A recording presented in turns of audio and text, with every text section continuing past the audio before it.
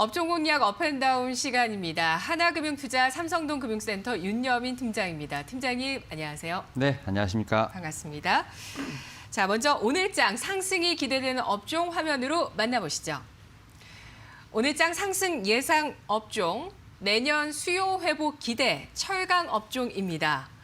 네, 지난주 포스코, 현대제철 신고가를 경신했습니다. 그리고 금요일장 미국장에서도 철강, 비철금속 흐름이 상당히 좋았습니다. 경기 민감주 쪽에 대한 시장의 관심이 상당히 높네요. 예, 사실 이제 철강주 같은 경우는 코로나19로 해서 상반기에 좀 많이 힘들었던 부분이 있습니다만 네. 조금씩 좀 상황이 달라지고 있다라고 좀 말씀을 드려야 될 것 같은데 일단 코로나19 백신에 대한 어떤 등장이죠. 이제 기대감이 상당히 올라가고 있고요. 각국의 어떤 확장 재정 정책 그리고 이제 중국의 경기 회복세가 그 원인이 아닐까 생각을 해보는데요. 일단 자세하게 말씀을 드리면 이제 올해 이제 철강의 수요가 좀 많이 억눌렸는데요. 이러한 부분들이 내년에 좀 어느 정도 반영이 되지 않을까라는 좀 예상이 있습니다. 특히 이제 세계 철강 협회에서 발표를 했는데요. 내년 세계 철강 수요 같은 경우는 17억 9,500만 톤 정도 됩니다. 즉 올해 대비했을 때 한 4% 정도 늘어날 전망이라고 좀 발표를 했는데요. 지난해보다 올해 좀 감소를 했지만 내년엔 다시 한번 좀 다시 반등을 하는 이런 모습을 보이지 않을까 좀 생각을 하고 있고요. 그리고 이제 두 번째로는 이제 중국의 이제 철강제가 상당히 이제 가격이 좀 어느 정도 코로나19 이전의 가격대로 좀 회귀를 했다라고 좀 볼 수 있겠습니다. 열연이라든지 내년 후판 같은 이제 강제 가격이 이제 예년 수준의 어떤 가격을 회복했다라고 볼 수 있겠는데요. 결국 이제 중국의 이제 이런 회복세 같은 경우는 건설 경기라든지 부동산의 수요가 좀 꾸준히 회복을 하면서 다시 한번 지금 이렇게 가격대가 좀 돌아왔다라고 볼 수 있겠는데요. 결국 이러한 부분들로 인해서 중국 철강석 가격의 좀 강세가 이어질 것으로 판단이 되고 있고요.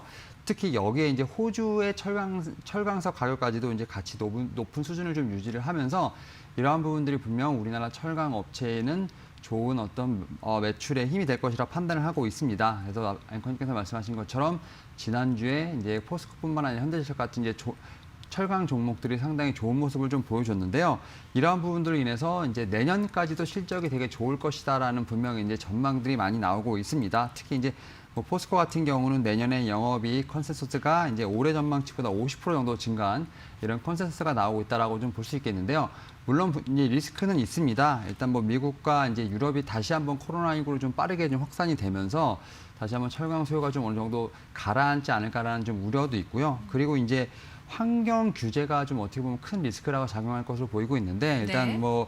바이든 이제 행정부가 정확히 들어서게 되면 이제 파리 기후 협약도 이제 다시 한번 어떻게 보면 이제 체제가 다시 시작될 것도 판단되고 있는 부분이 있기 때문에 철강 업체 쪽에서 봤을 때 이런 환경 규제에 대한 부분 리스크가 클 것으로 판단되고 있지만 오히려 이제 이런 환경 트렌드를 수소 관련된 수소환원 제철 공법이라든지 이런 탄소 포집 등 어떤 탄소 감축 신기술을 이렇게 좀 어느 정도 적용을 한다면 오히려 진입 장벽을 쌓는 좋은 어떤 계기가 될 수도 있는 부분이 있습니다. 이런 부분들을 모두 염두를 해두시면서 철강 섹터를 한번 지켜보시면 좋지 않을까라고 말씀을 드려보도록 하겠습니다.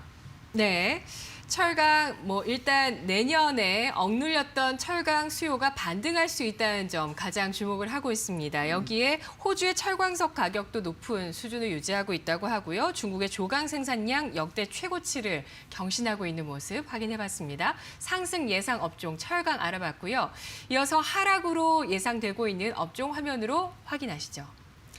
오늘장 하락 예상 업종, 편의점 관련주, 배달 시장과 경쟁이 부담이다라고 짚어주시는데요.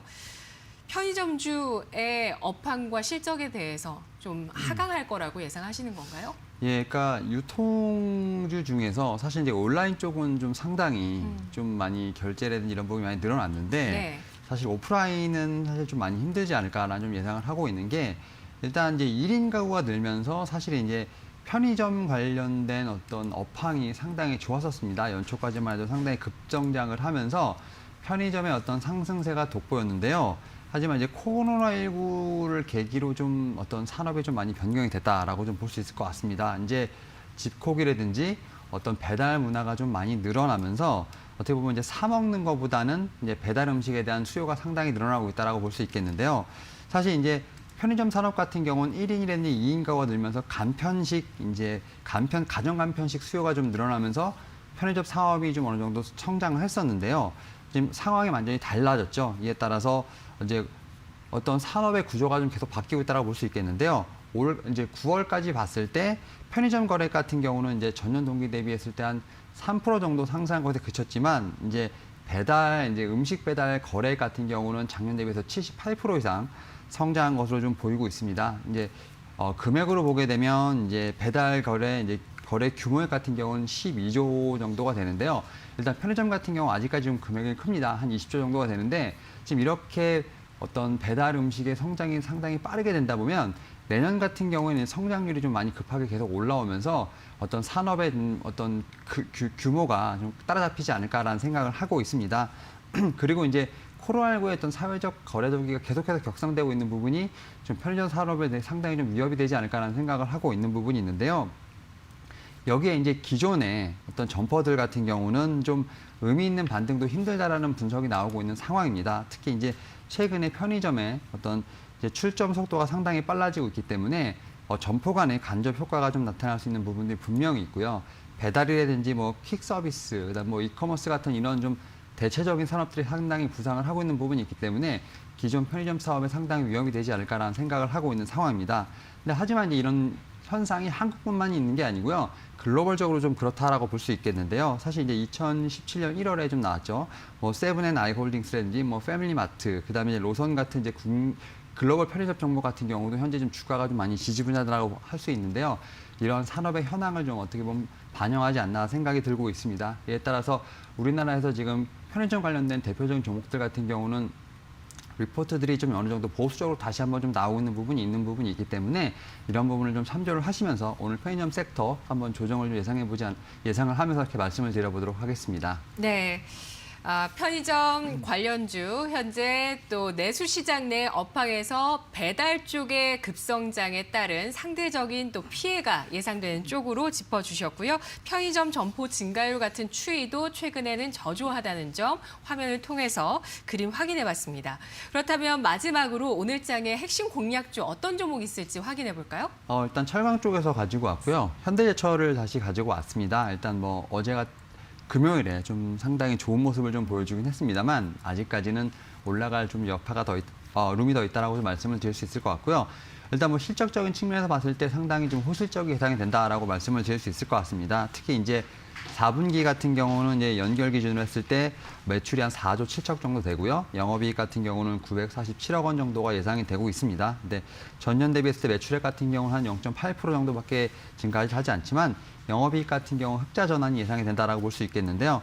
일단 자동차 강판의 판매가 이제 아직 뭐 평년 수준을 회복하지 못했습니다만 그래도 회복세가 이어지고 있다는 점, 그 다음에 이제 원만한 마진 스프레드가 좀 개선되고 있다는 점이 어떻게 보면 실적에 대한 어떤 기대가 좀 되고 있다라고 볼 수 있겠고요. 사실 이제 글로벌 완성차에 대한 어떤 생산 대수가 좀 회복이 되면서 차 강판에 대한 어떤 단가 인상 가능성도 기대가 되고 있다라고 볼 수 있을 것 같습니다. 그리고 이제 동사 같은 경우는 이제 현대차의 이제 그룹이다 보니까 현대차가 이제 수소 관련된 이제 수소차를 생산을 하겠다라는 어떤 이제 비전을 선포를 하면서 동사 같은 경우도 같이 움직이고 있다라고 볼 수 있겠는데요. 현대차 같은 경우는 이제 2030년까지 7조 6천억 정도의 이제 수소차를 좀 수소차에 투자를 하겠다라고 요즘 얘기를 했고요. 이에 따라서 동사 같은 경우는 관련된 핵심 소재인 지금 수소 연료 전지용 금속 분리판 생산을 올해 이제 연간 한 16,000대에서 2년 후죠. 2022년에는 이제 46,000대까지 거의 두세 배를 늘릴 것으로 판단되고 있기 때문에 네. 결국 이제 철강에 대한 모멘텀뿐만 아니라 그린뉴딜에 대한 모멘텀까지 존재한다라고 볼 수 있을 것 같습니다. 네. 사실 이제 차트상으로 보게 되면 이제 지난주 금요일에 상당히 좀 일봉상으로 많이 올랐습니다만 주봉상으로 봤을 때는 아직까지도 좀 저점에 있다라고 좀 판단이 됩니다. 일단은 좀 더 올라갈 수 있는 룸이 있는데 그럼에도 불구하고 이제 좀 금요일날 좀 많이 올랐기 때문에 약간 좀 부담이 될 수 있습니다. 이에 따라서 좀 조정을 기다리시면서 한 15,000원대 부근에서 좀 분할 매수 관점으로 좀 보신다면 충분히 상승에 대한 부분을 좀 기다릴 수 있을 것 같고요. 일단 목표가는 좀 일자 목표가는 좀 짧게 드리겠습니다. 45,000원 제시를 해드리겠고요. 네. 리스크 관리를 위해서 손절가는 32,000원 정도로 제시를 해드리도록 하겠습니다. 네. 뭐 포스코 같은 경우 배당 수익률이 현대제철보다 높기 때문에 배당 수익률로 봤을 때는 포스코가 3% 후반 아직 나옵니다. 근데 PBR 측면에서는 또 현대제철이 더 쌉니다. 0.3배 수준 가리키고 있는데요.